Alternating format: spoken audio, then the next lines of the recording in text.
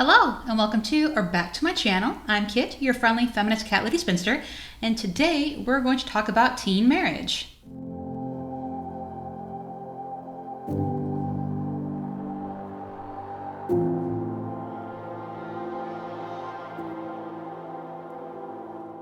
Before we get into the video, just some quick housekeeping. I have timestamps in the description box below if you'd like to get right into the video. If you like this video, please like and leave a comment. If you dislike this video, please dislike and leave a comment. Any engagement is good engagement to the algorithm. If you enjoy my channel, please subscribe. And if you're already subscribed, I'm so glad you're here. And so is Emily. My social media is linked below. I'm Candidly Kit on Twitter and Instagram.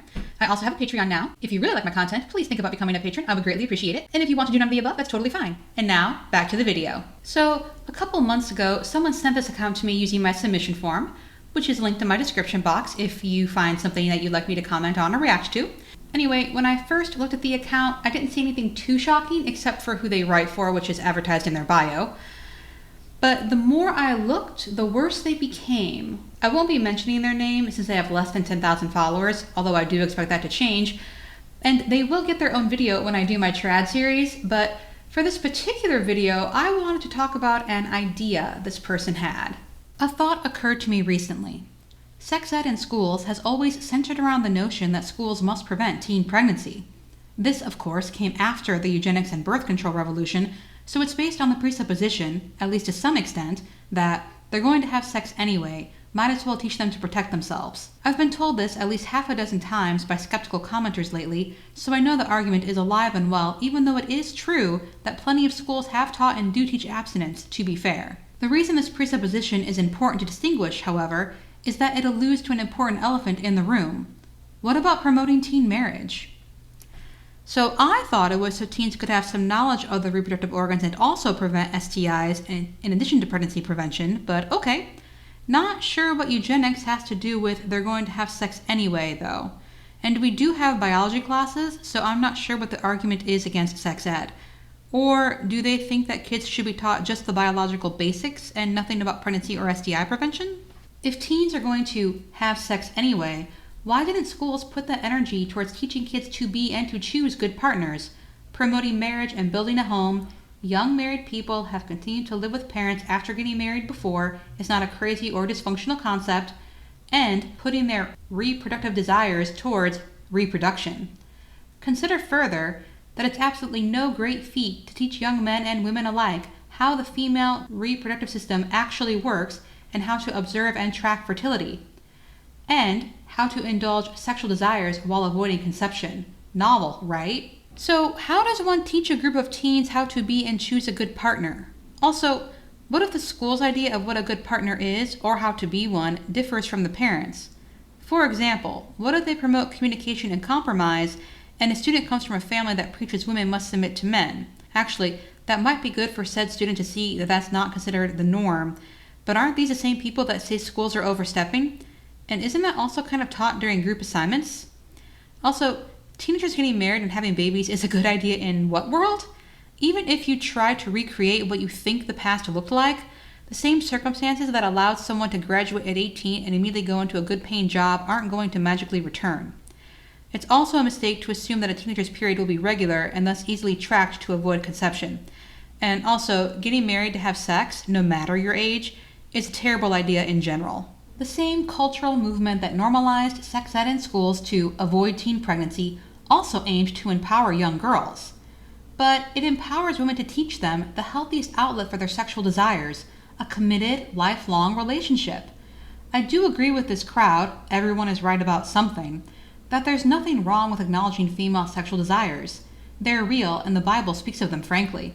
Of course, newly fertile young people are burning with passion, as the apostle put it, so why not save everyone a ton of time and godless postmodern indoctrination that degrades women and girls by providing men with an outlet with which to justify casual sex and simply encourage teen marriage?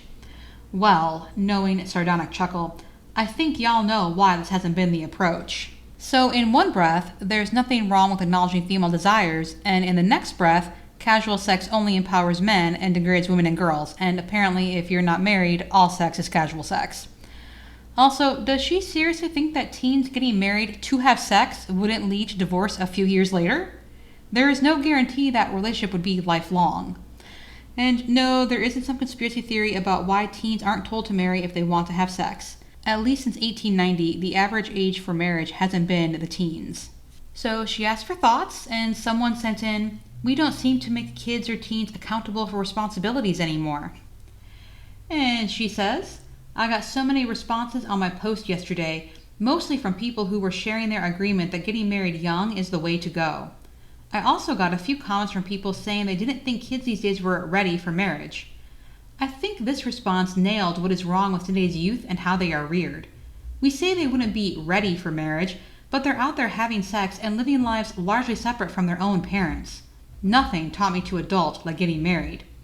I shared the slide that hadn't gotten uploaded about actually teaching kids to find a good partner, but having been raised very secular and sex positive, to say that someone wouldn't be ready for marriage, to me, just brings me back to the ideology I was raised with. So what teenagers are living largely separate from their own parents? Is she talking about college students? And also, what is this message supposed to be? You're not asking your parents' permission to go out anymore, you're ready for marriage? I still haven't gotten married and I adult just fine. Marriage doesn't make someone an adult, and it shouldn't be assumed that everyone should or wants to get married. People think that young people can have casual sex, jobs, go to college, travel abroad alone, but that they're too young to get married or wouldn't be ready.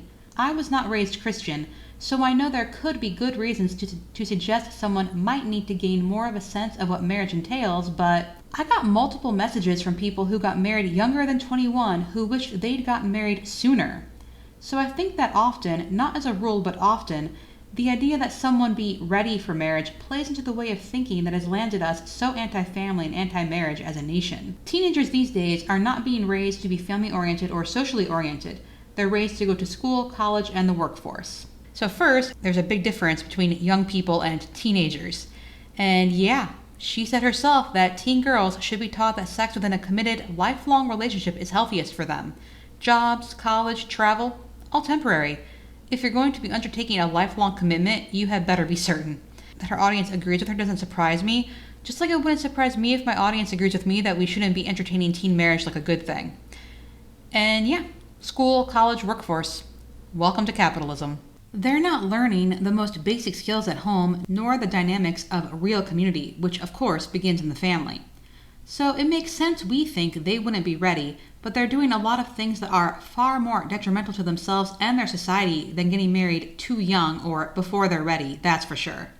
I wasn't ready by any real sense of the word to get married. I was a new Christian, totally selfish and self-centered, and had to learn all my homemaking skills as I went, and it was the best thing that ever happened to me. So teens are known for being selfish and self-centered. Thankfully, most grow out of it, but I don't think marriage would speed that process along.